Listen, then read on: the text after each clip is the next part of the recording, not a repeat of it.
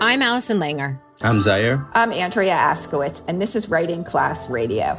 You'll hear true personal stories and learn about how to write your own stories. Together, we produce this podcast, which is equal parts heart and art. By heart, we mean the truth in a story. By art, we mean the craft of writing.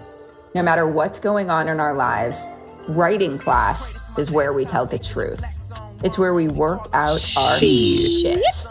There's no place in the world like writing class, and we want to bring you in. This is the 9th episode in a 10-part series inspired by the people I taught memoir writing in a men's prison. This series will bring you stories written by my former memoir students, as well as formerly incarcerated and currently incarcerated people from around the United States. Their experiences and voices, like those of many incarcerated people, are often marginalized and unheard. To help us get this right, Zaire has been here contributing his feedback and commentary throughout the series as co-host along with Andrea and me. Zaire is a poet, musician, actor, and teaching artist who teaches writing and poetry in school and juvenile detention facilities. Zaire has also lent us the music for this series. Hi, Zaire. Thanks for joining us. Thanks for having me. I've said this before, but I want to say this again, that because this is important. We want to be respectful to those who've been personally affected by violence. We don't mean to sensationalize crime or someone who breaks the law. Instead, we want to share stories. We believe stories lead to understanding. And if there's something we need more of these days, it's understanding. Yeah, that's for sure. On episode 115, which was the first episode in this series, we went into detail about our motivation and hope for airing these stories. I told my story of meeting Tootal and some of the other men you heard from in the series. Please listen to that episode and all the previous ones if you haven't already. On today's episode, you'll hear a story by a former student who is still incarcerated. For security reasons, he calls himself NameLess. Back after the break. We're back. This is Andrea Askowitz, and you're listening to Writing Class Radio. Here's NameLess reading his story, Observation.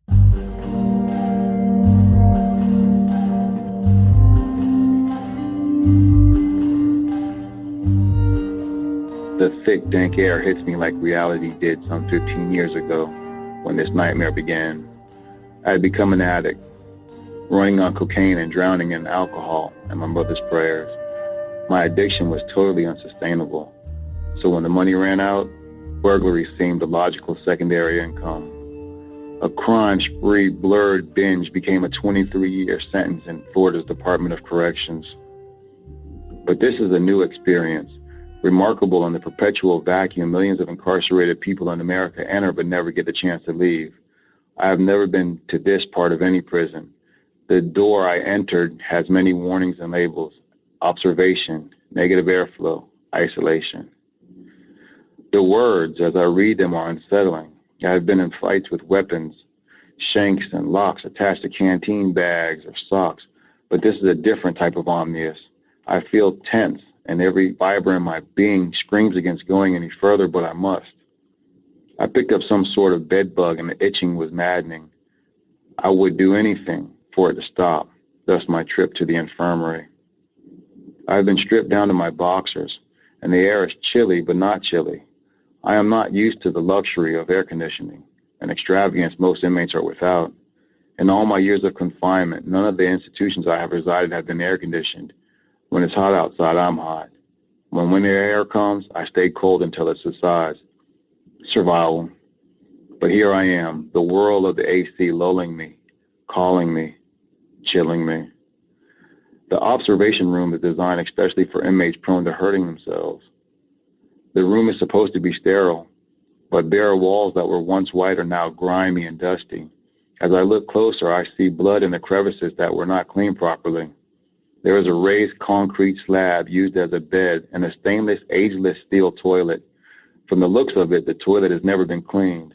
I am used to filth, but I never get used to using a toilet that looks like it has barnacles and other aquatic growth. Observation rooms are designed for observation. The whole entryway of the cell is plexiglass. Now I know how animals at the zoo feel, but humans are unique in our ability to communicate. Countless others have done so by etching their names, gangs, symbols into the plexi. Some elaborate, some simple, but all are a testament that they too have shared this same fate. A strange thing happens when I visit places of extreme pain or violence. I can feel the energy radiating, screaming out the injustice, or is it the oppression? A meeting happens, not a physical one, but it's as if I meet the ghost of that person and all those who partook the same ill fate. Their energy is always present just below the surface. The energy is an emotional residue that keeps violence ever present in places of confinement and mental health institutions. I still ask myself if ghosts are real. The energy certainly is. As I look at all the sprawling, one in particular sticks out.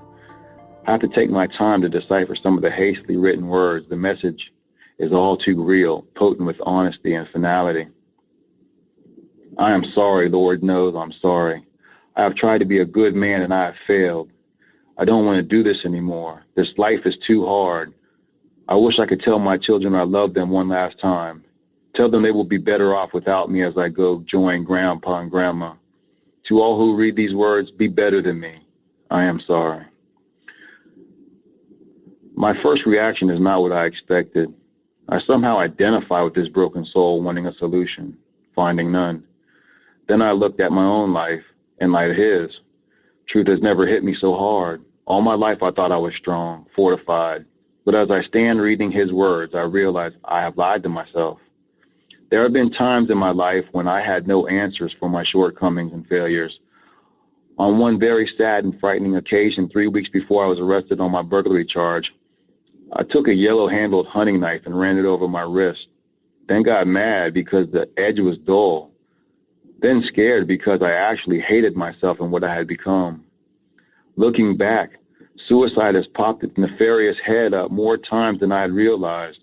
There was Jason who huffed Freon, Travis who played Russian roulette, Craig who jumped from the back of a moving pickup truck while drunk, Corey who broke up with his girlfriend, smoked K2 synthetic marijuana and shot himself, Bo who lost his mother and hanged himself using the automatic garage door opener, and countless other friends and cousins who succumbed to drug and alcohol abuse. When I really examine the matter at hand, inmates hurting and alone to manage fears of past or present, I see the frailty of our shared human experience. I am doubly thankful that I am still alive to see another day, have a chance to be better, and tell someone who might have forgotten that they too are important and still have a chance to be better.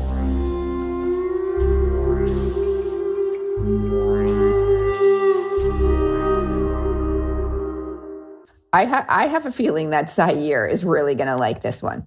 It's so poetic and beautiful in that way. It's kind of a roller coaster there. It doesn't really stay, tone-wise, doesn't really stay in one place for too long. It sort of like takes you on a lot of ups and downs there.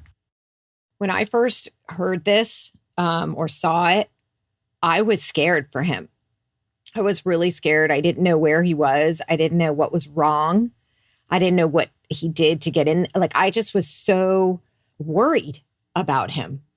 And I didn't know if that was pervasive in this, if anybody else felt that, or just because I know him. His well-being is important to me. And I know what a smart, intelligent, like, he's just such a go-getter and he's so kind. And there's so many good things about him that when he was, even in his voice, he was so troubled and depressed. And I was like, I'm worried this guy's going to hurt himself. Even though he says he's grateful to be alive, I'm like a little worried. I feel like maybe that might not last the night, that feeling. It did end on a more hopeful note, though, to me. I felt like he's saying that he's thankful and that he's thankful that he has the chance to tell someone else to be better the way that someone told him to be better. You mean the person who was written on the wall, the person who wrote that on the wall? Yeah, so he read be better, but now I felt like, I think the end was saying that he's thankful that he still has the chance to tell someone else to be better. Is that how it ended? Maybe he's going to tell somebody else to be better, but I feel like that by him being better. So let's read it. I'm doubly thankful that I'm still alive to see another day, have a chance to be better, and to tell someone who might have forgotten that they are too important and still have a chance to be better. Yeah. So you're right. Like he just wants to get out of here, get out into the world. And I know he only has a couple more years to go, although I know daily this trauma and this torture and this humiliation, and it's 2 years probably feels like an eternity. But I know that when he gets out, he will be better and he will help people get better. And I feel like so many of the guys could do that too. Like most of these people who've really grown up inside could really come out and help so many people because people will listen to them. I feel like people who are making mistakes right now, and Zaire, this is directed at you, some of the people that you teach, that they don't know that it's possible that they will evolve from this. They're so caught in it. Yeah, absolutely. One thing that really stood out to me was the observation room. For me, and you know, I feel like a lot of people around me and where I'm from, being watched, it's a startling thing. If I'm in a room and I notice that someone's looking at me for too long, I start to get very cautious. And I know that's in school. I got into an argument with a classmate of mine because he thought I was looking at him. Like that's what we argued about. He thought I was looking at him. He was like, "What are you looking at me for?" It's a startling thing. So the idea of being in a room where there's nowhere to hide, you have no privacy, someone is constantly looking at you. It's different when it's you're in a room and there's a camera. Because you know someone's looking at you, but you can't see them. But the idea of constantly being able to see someone watching you and not being able to do anything about it, it's, oh my goodness, it's horrifying to me. Well, one of the things that I thought he did so well was he rendered that feeling, but also he showed us so vividly what the infirmary looks like and felt like, and just disgusting. All of the stories that we've heard have given me a much more vivid sense of what it looks like and feels like on the inside. But this part where just like the description of the toilet, the observation, negative airflow, isolation, like it was scary. I was walking in with him feeling really scared. Even the way the air conditioning felt, chilly but not chilly. God, that was so good. And then how the whole room was supposed to be sterile, but then there was blood in the crevices and it was dusty and gross, just disgusting. Like I'm like, damn, it feels bad. I wanted to go to the part where, with this part really drew me in, and I was just like, wow, the observation part where he talked about feeling animal. We talk about feeling like understanding how animals feel like trapped in a zoo. And then right after that, he talked about humans are unique in our ability to communicate.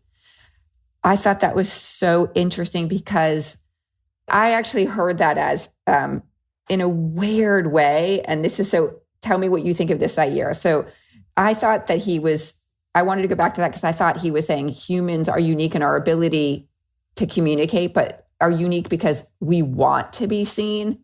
And maybe that is just true for some humans. But the reason why that's how I heard it was because I understood that other people were writing on the plexiglass so that they could be heard or seen. That's how I took that. Yeah. But you're just saying that no, not everybody wants to be seen. Sometimes we want to be invisible. No, I didn't get that from Zaire. I think he doesn't want to be seen when he doesn't know who's looking. Sometimes he didn't request to be observed, right? So there's something unnerving about somebody just watching you and judging you. These guys, I felt like that are writing are saying, you won't wipe me out without me letting people know I was here. Yeah, I think that's, for some, that's it. For some, it's the wanting to be seen. What I get from that, this is going to sound really plain, but I think it's not having anything else to do. Just being there constantly with nothing, just walls and a toilet. You have nothing else to do. So why not, scratch on the plexiglass and leave something? And if that something that you leave happens to help someone up, help the next person that's in there, then that's a plus. I also have another thought about it, maybe, but maybe you're right. Maybe it's simply like there's nothing else to do, but maybe it's like this feeling of like, don't look at me in a way that I don't want you to see me. I want you to see this about me. And then someone leaves a note. This is the thing I want to leave here. I don't want to be walking through this plexiglass feeling like you're looking at me like an animal. I want to be able to have some agency over what someone sees in my wake. Maybe it's that. Yeah. Be better than me. I am sorry. Like there's a real message. I'm not just going to walk through here feeling, all itchy and terrible and everyone's looking at me because it's plexiglass. This is Writing Class Radio's attempt at psychology. And I feel like we're a little bit out of our realm unless we're going to have a specialist come on and talk about like the human mind and why we do anything. Why do we write? Why do we care? Why do we spend all day writing a book? Like it's the same. We have a need to express ourselves. And I think that's what he's saying. I think Writing Class Radio is always attempting to step into psychology. That's exactly what writing is. Yeah. That's what breaking down a story is. So yeah, we're stepping out of our lane every single time we discuss, but now we're in that lane. I feel like that's where we do our best work. Yeah, thanks. Good. I really thought this story was beautiful, and I'm not exactly sure what it's about, but that part really struck me. You want to talk about what it's about? The other part that really struck me was at the very beginning when he mentioned that he was drowning in his mother's tears. And that's another theme that you pointed out in an earlier episode, that these guys are so connected to their moms. Yeah. That just breaks my heart in a nice way and a sad way. That's probably a whole nother episode. Like the one that we spoke about previously, Robert Fell, there's a connection to his dad, whether he was a good guy or not. So our parents are always going to make mistakes because like they're human also. But now I can't even remember what the question was. What is the story about? Yeah, but I just wanted to jump in and say that I'm really moved by these guys who mention their moms so often. Yeah. I'm not sure what this story is about. Zaire, what do you think? It sort of felt like a confessional. Not necessarily in anything being confessed, but more so just venting. And that's where I feel like what I was mentioning, the roller coaster of emotions and how it doesn't stick to one thing for too long. It sort of feels like a little bit of like a diary entry, if that makes sense. Yeah, it does. It does feel like a diary entry too, but we always want to kind of bring a story to a higher level than that. I keep thinking it's kind of about being seen. That's what it's about for me. And then that goes back to what we were talking about before, how we all have our different interpretations of stories so often. For me, this story is about finally being honest with himself, that he's made excuses maybe, or he's seen all these people die and he's lived a tough life in some respects, but it's time for him to start taking responsibility for himself and telling himself the truth and to really figure out who he is as a person and how he wants to move forward in life. And I think that's part of maturity. And that's why it all goes back to aging out of crime. These guys absolutely begin to realize like, wait, who am I living for here? Why is it worth living? What do I want to do? What's my purpose? That question, I never asked myself that until I was definitely in my 20s. What question? You never ask yourself, what's your purpose? What's my purpose? What am I doing here? What do I want to get out of life? Who am I? Right? There's that self-discovery. But if you don't get a chance to go through that, or you're going through that in prison, that's where you're going to make your self-discovery. And then when you come out the other side and you're ready to get back into the world and really be the person that you are, for these guys, for many of them, it's too late. I see that. And I think that I'm starting to understand what I got from it a little bit more too. I feel like it's him wrestling with that, do I want to be here question. He goes into depths about all the people that have been lost. He's surrounded by death, and that messes with a person. And especially when you're confined and, like I was mentioning earlier, being observed 24/7. Now all you have to do is sit there and go through that in front of an audience. And the entire piece reads like him going back and forth. Is this worth it? Do I want to continue? Is this going to be the end of me, or is it just another benchmark or stopping point? what am I going to get from this once I'm out of it, if I get out of it? And I think that's where that revelation at the end comes from, is him finally making that decision. Like, yes, I'm going to stick it out. This is going to be worth it. I'm going to find out who I'm going to be outside of here. So the situation is Guy goes to the infirmary. And then the story is Guy comes out with like a, yes, I want to live. And maybe I'll be able to tell someone else, as I tell myself, be better. Yeah. I was just trying to summarize what, as I helped me figure out. That's, I think, what the story is for me. And now I understand why the plexiglass part is there, but it really is to get him through the next part, which is all about the people who died of suicide. And that's why, Allison, I think you really felt it, like this guy's in danger, because he was contemplating. But then in the very end, I really feel like he's stepping through it. This story, I love this story. A look inside the mind of somebody who's willing to share it with us in the struggle. And anybody who's struggling knows that one day you're feeling like, yeah, I can do this. And the next minute you're not. But when you're surrounded by friends who can boost you and pick you up, and good influences and books and resources, it's a little bit easier. So it scares me because, yeah, right now at the end of this, he's doing okay. But what does that mean for tomorrow? And I'm worried because, of course, I want to jump in and fix it. I want to help. I want to be there. And I can't contact him. So it's tough. And I'm sure his family feels the same way. Thank you, NameLess, for sharing your story.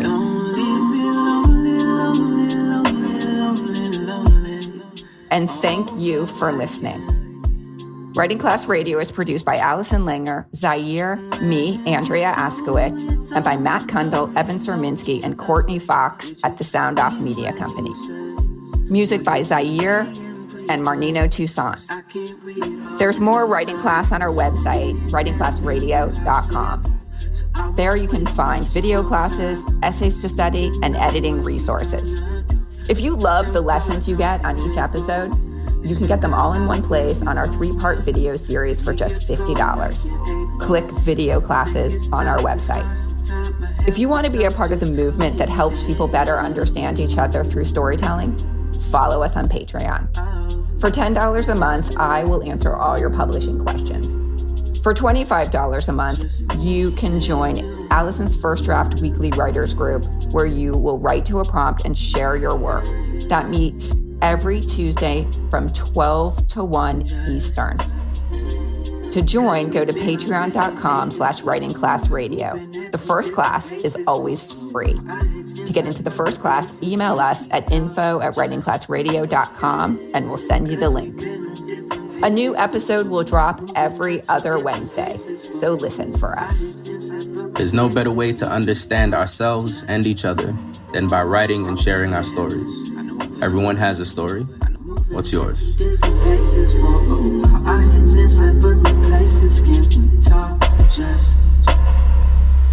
Produced and distributed by the Sound Off Media Company.